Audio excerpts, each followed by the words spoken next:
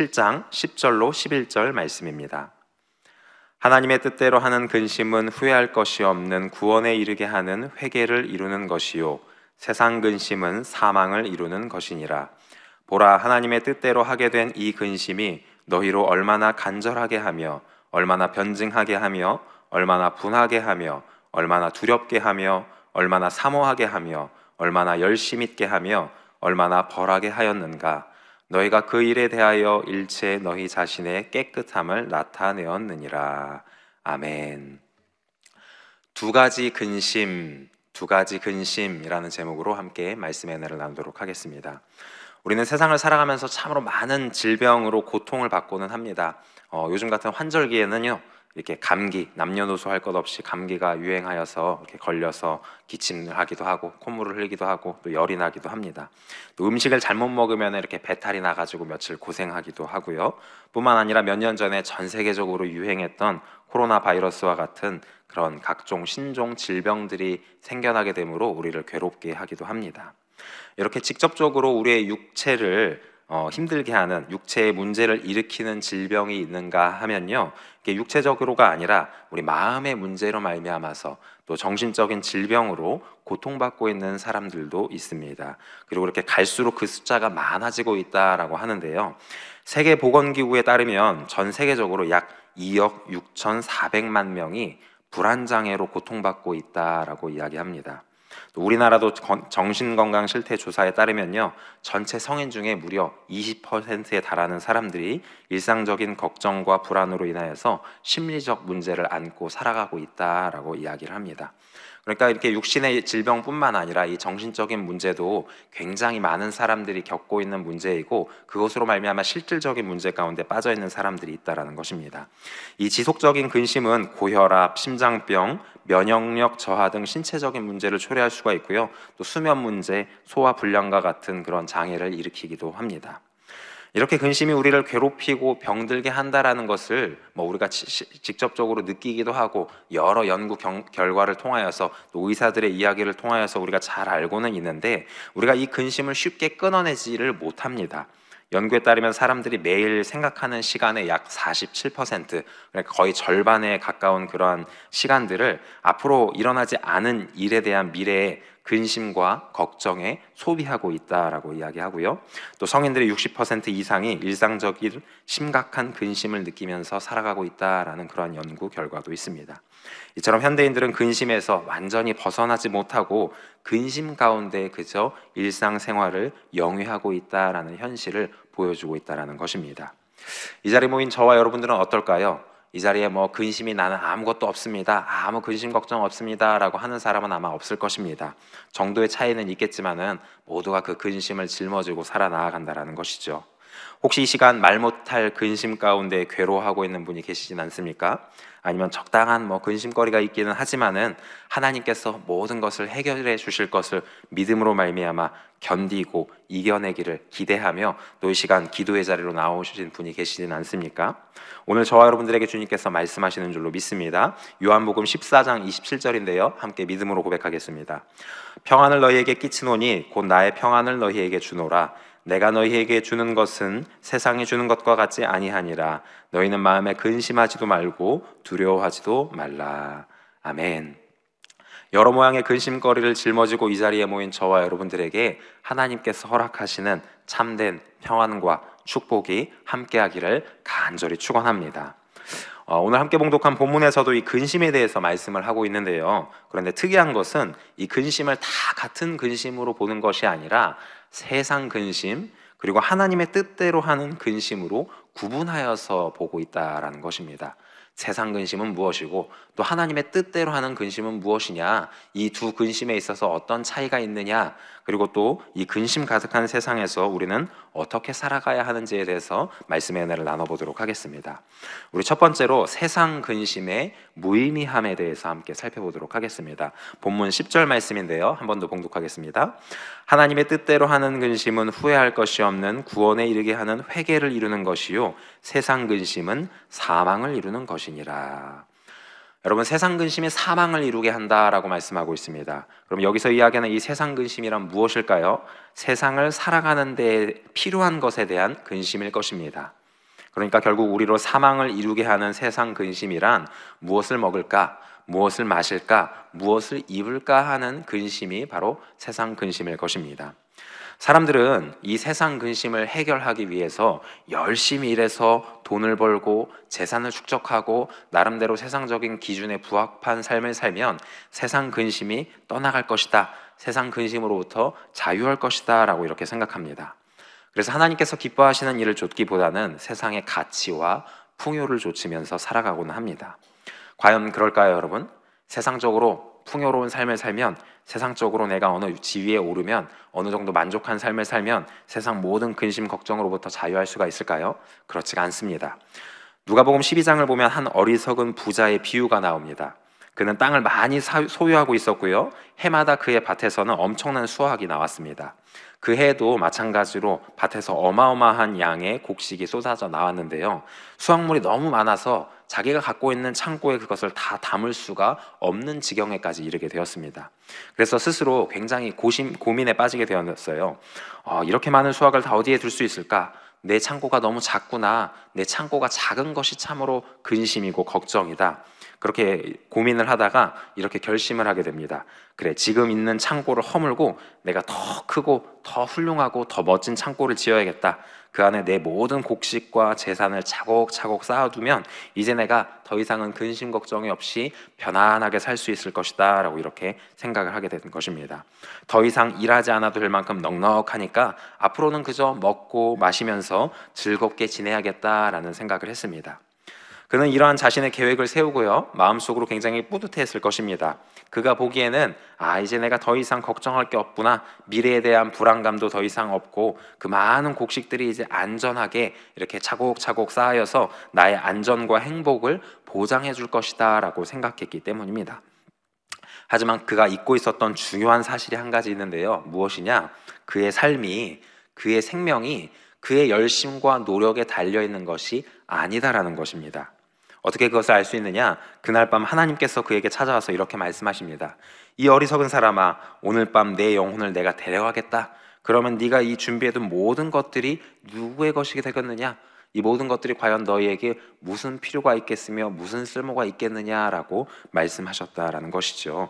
예수님께서는 이 비유를 통하여서 이런 결론을 내리십니다. 자기를 위하여 재물을 쌓아두고 하나님께 대하여 부요하지 못한 자가 이와 같으리라 라고 이렇게 말씀하셨습니다. 사랑하는 여러분, 하나님께 대하여 부요한 저와 여러분이 되기를 주님의 이름으로 축원합니다. 세상의 것으로 부요한 것이 아니라, 나의 삶의 만족으로 말미암아 부요한 것이 아니라 하나님께 부요한 사람, 하나님께 부요한 사람이 되는 저와 여러분 되기를 주님의 이름으로 간절히 축원합니다. 여러분, 하나님께 부요한 자들은요, 세상 근심에서 자유한 자들입니다. 왜냐하면 하나님의 공급하심과 보호하심을 신뢰하고 또한 그 믿음대로 하나님의 은혜를 경험할 수가 있기 때문인 줄로 믿습니다. 우리 마태복음 6장 25절로 28절 말씀을 함께 봉독해 보겠습니다. 그러므로 내가 너희에게 이르노니 목숨을 위하여 무엇을 먹을까, 무엇을 마실까, 몸을 위하여 무엇을 입을까 염려하지 말라.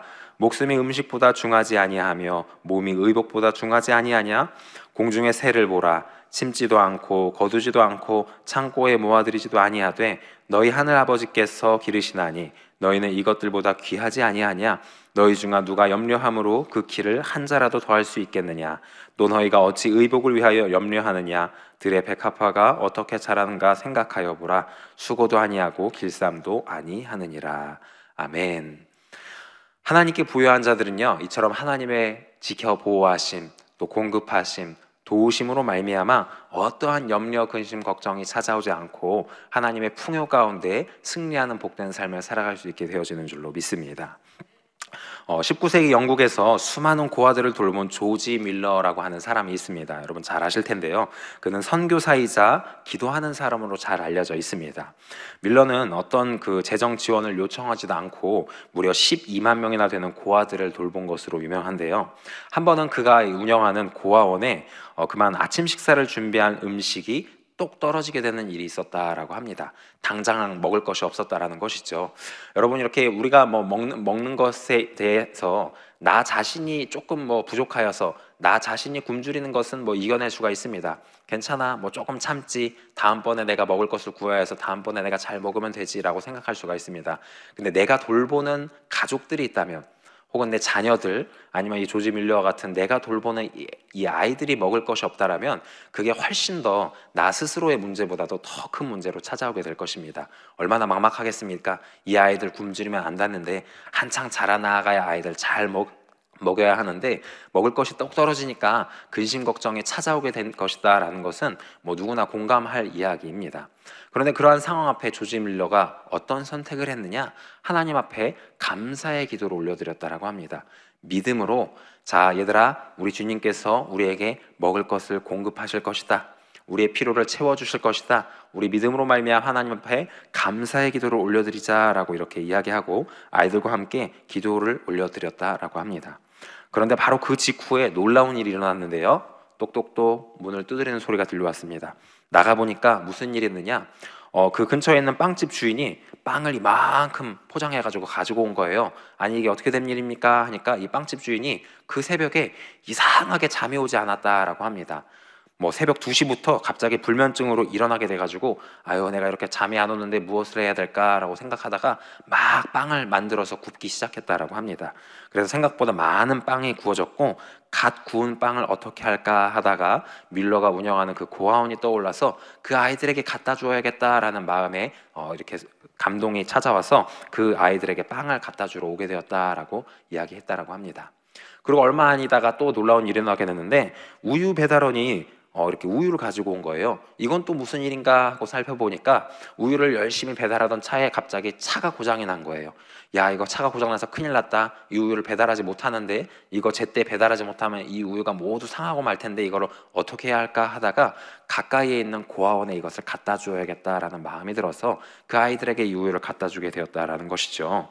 이처럼 하나님께서는 우리의 생각과 경험과 상식을 초월한 놀라우신 역사로 말미암아 먹이시고 입히시고 돌보시는 줄로 믿습니다. 사랑하는 여러분, 이렇게 밀러와 고아들을 돌보셨던 하나님께서 오늘 저와 여러분의 하나님이 되어주시는 줄로 믿습니다. 밀러와 그 고아들을 먹이시고 입히셨던 하나님께서 오늘 저와 여러분들을 먹이시고 입히시는 좋으신 하나님이 되신다라는 사실을 기억하고 믿고 의지하며 나아가는 저와 여러분 되기를 주님의 이름으로 축원합니다. 여러분, 이런 말씀이 있습니다.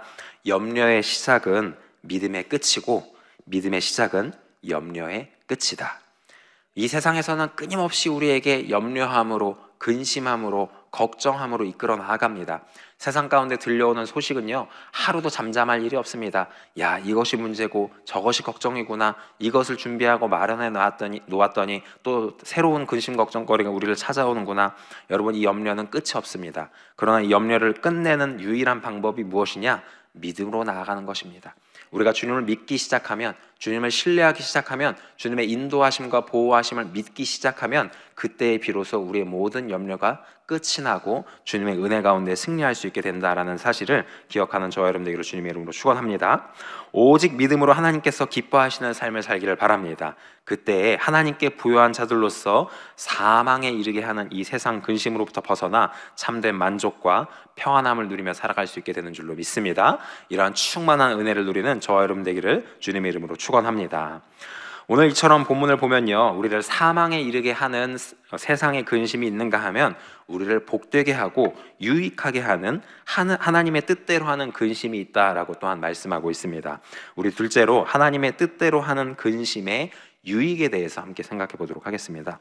본문 11절 말씀인데요, 함께 봉독하겠습니다. 보라, 하나님의 뜻대로 하게 된 이 근심이 너희로 얼마나 간절하게 하며 얼마나 변증하게 하며 얼마나 분하게 하며 얼마나 두렵게 하며 얼마나 사모하게 하며 얼마나 열심 있게 하며 얼마나 벌하게 하였는가. 너희가 그 일에 대하여 일체 너희 자신의 깨끗함을 나타내었느니라. 아멘. 앞서서 여러분, 우리는 세상 근심에 대해서, 우리를 사망에 이르게 하는 세상 근심에 대해서 살펴보았습니다. 세상을 살아가는 데에 필요한 것들에 대한 근심, 무엇을 먹을까, 마실까, 입을까에 대한 근심, 또한 그 근심으로부터 우리가 어떻게 자유할 수 있는가, 믿음으로 말미암아 하나님 앞에 부요한 자들로서 그 근심으로부터 자유할 수 있게 된다라는 것을 함께 살펴보았는데요. 자, 그럼 두 번째로 하나님의 뜻대로 하는 근심이란 무엇인가? 우리는 과연 그 근심으로부터 자유할 수 있는가? 그 근심은 우리에게 무익한 것인가, 유익한 것인가에 대해서 살펴보기를 원합니다. 마가복음 9장을 보면요, 여러분, 귀신 들린 아이를 둔 아버지가 등장을 합니다. 이 아이가 오랫동안 귀신 들려서 아주 고통 가운데 놓이게 되었다라고 이야기합니다. 이 근심이 이 아이로 말미암아 거품 물게 하고요, 경련을 일으키기도 하고요, 말을 못하게도 하고요, 이 아이의 육신을 물에 던지기도 하고 불에 던지기도 하면서 아주 위험과 위기 가운데 빠뜨린 고약한 귀신이 있었다라고 이야기합니다. 그래서 이 아버지가 어떻게 할까 근심 걱정을 하다가 예수님과 또 그의 제자들에 대한 소문을 듣게 됩니다. 야, 예수님이란 분이 있는데, 또한 그의 제자들이 있는데 하나님의 권능으로 말미암아 모든 귀신들을 내어 쫓더라, 모든 질병들을 고치더라, 놀라운 기사와 이적들을 펼치더라 라는 소식을 듣고는 이 아이를 데리고 먼저는 예수님의 제자들 앞에 찾아왔습니다. 제자들 내 아이들을 좀 불쌍히 여기시고 내 아이의 귀신을 좀 쫓아주십시오 라고 이렇게 이야기를 하는데, 그만 어찌된 일인지 이 제자들은 이 아이에게 들린 귀신을 잘 쫓지를 못하고 더 어려운 가운데 놓이게 되었다라는 것이죠. 그때 감사하게도 예수님께서 그곳 가운데 찾아오시게 되었습니다. 그래서 이 아버지가 다시 한 번 더 예수님 앞에 나아갑니다. 예수님, 내 아이를 좀 불쌍히 여겨 주옵소서. 귀신으로 말미암아 굉장히 고통받고 있습니다. 굉장히 어려운 가운데 놓여져 있습니다 라고 이야기를 합니다. 앞서서 우리가 밀러 이야기에서 이야기했지만, 내가 고통받고 내가 아픈 것은 좀 참고 견딜 수가 있는데, 여러분 그렇지 않습니까? 내 아이가 아프면, 내 자녀가 귀신으로 말미암아 고통받고 있으면 그 마음이 얼마나 답답하고 속상하고 얼마나 절망적이겠습니까? 그 절박한 심령을 가지고 예수님 앞에 나와서 구했다라는 것이죠.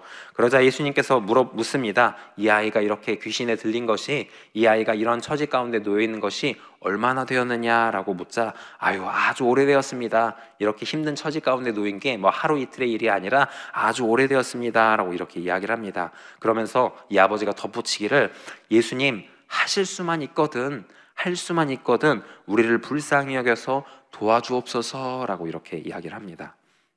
이때 예수님께서 이 말씀을 드리고는 이 아버지를 꾸짖습니다. 뭐라고 꾸짖으냐? 할 수 있거든이 무슨 말이냐? 믿는 자에게는 능히 못할 일이 없다라고 말씀합니다. 할 수 있거든이 무슨 말이냐? 믿는 자에게는 능치 못할 일이 없다라고 말씀하신 것입니다. 오늘 저와 여러분께 주님께서 동일하게 말씀하시는 줄로 믿습니다. 믿음이 모든 것을 가능하게 합니다. 믿음이 모든 것을 이기게 하며 믿음이 모든 것을 해결하게 하는 열쇠가 되어주는 줄로 믿습니다. 이 말씀을 들은 아버지가 또한 자신의 믿음이 부족하다는 것을 고백하면서 주여 나의 믿음 부족한 것을 도와주소서라고 고백하는데요. 마가복음 9장 24절 말씀 우리 함께 고백해 보겠습니다. 곧 그 아이의 아버지가 소리를 질러 이르되 내가 믿나이다, 나의 믿음 없는 것을 도와주소서 하더라. 아멘. 예수님, 제가 믿습니다. 그런데 저의 믿음이 연약함을 도와주시옵소서. 지금까지 내가 온전히 주님을 믿지 못한 것을 도와주옵소서. 나의 믿음 없음을 불쌍히 여기소서라고 이렇게 고백을 했다라는 것이죠. 이 아버지의 고백을 들으신 예수님을 귀신을 쫓으시고 그 귀신은 곧 이 아들을 떠나게 되었다라고 성경은 말씀을 하고 있습니다. 사랑하는 여러분, 이 이야기에서요, 이 아버지의 고백이 바로 하나님의 뜻대로 하는 근심입니다.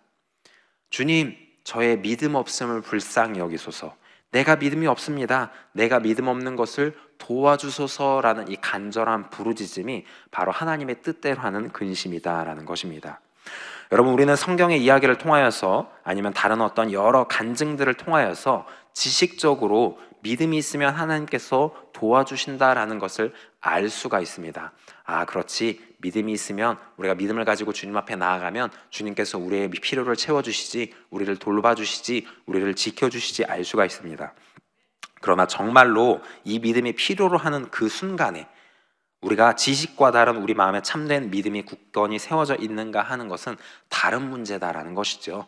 너 정말 믿음으로 하나님 앞에 다 내어놓을 수 있어? 너 정말 믿음만 가지고 세상 것 등지고 주님만 쫓아갈 수 있어? 라고 그 결단이 필요한 순간에 정말 그러한 믿음을 보이고 주님 앞에 우리의 모습으로 나아갈 수 있다는 것은 다른 문제다라는 것이죠. 여러분, 우리가 믿음이 있을 수가 있어요. 정말 이와 같은 하나님께서 기뻐하시는 믿음을 보일 수 있을 때가 있습니다. 혹은 이러한 믿음이 없을 수도 있습니다. 혹은 때에 따라 다를 수가 있습니다. 이때는 내가 좀 믿음이 있는 것 같은데 이때는 내가 믿음이 없는 것 같다. 이때는 내가 정말 주님만을 바라보고 따라갈 수 있을 것 같은데 이때는 내가 염려, 근심, 걱정으로 말미암아 주저하게 된다. 괜찮다라는 것이죠. 그때 더 중요한 것이 무엇이냐? 이러한 우리의 연약함 있는 모습 그대로를 가지고 주님 앞에 나아가는 것이 주님께서 기뻐하시는 일이다라는 것입니다. 이 문제를 가지고, 이 믿음의 문제를 가지고, 우리의 연약함을 가지고 우리가 몸부림치는 것, 이것으로 말미암아 근심하고 고민하고 걱정하고 주님 앞에 나아가는 것이 주님께서 기뻐하시는 일이며 주님의 뜻대로 하는 근심이다라는 사실을 기억하는 저와 여러분이 되었으면 좋겠습니다. 이러한 근심을 가지고 주님 앞에 나아가면 주님께서는 우리를 있는 모습 그대로 사랑해 주시고, 그래, 내 앞에 나와라, 내가 너의 필요를 채워주겠다, 내가 너의 믿음 없는 것을 보고 너에게 믿음을 채워주겠다라고 말씀하신다는 것입니다. 로마서 5장 8절에 이렇게 말씀합니다. 우리가 아직 죄인 되었을 때 그리스도께서 우리를 위하여 죽으심으로 하나님께서 우리에 대한 자기의 사랑을 확증하셨느니라. 에베소 2장 4절에서 5절은 이렇게 말씀합니다. 긍휼이 풍성하신 하나님이 우리를 사랑하신 그 큰 사랑을 인하여 허물로 죽은 우리를 그리스도와 함께 살리셨고 너희는 은혜로 구원을 받은 것이라. 아멘. 하나님의 뜻대로 하는 근심, 내가 믿음이 부족하다, 내가 아직 연약하다, 내가 아직 하나님 보시기에 완전하지 못하다, 내가 더 하나님 앞에 나와 매달리고, 내가 더 주의 일을 위해서 힘쓰고, 내가 더 주님의 몸된 교회를 위해서 헌신하고 봉사하였으면 좋겠다라고 하는 이 근심으로 말미암아 하나님께서는 우리를 더욱더 믿음의 굳건한 반석 위에 세워주신다라는 것을 기억하는 저와 여러분이 되었으면 좋겠습니다.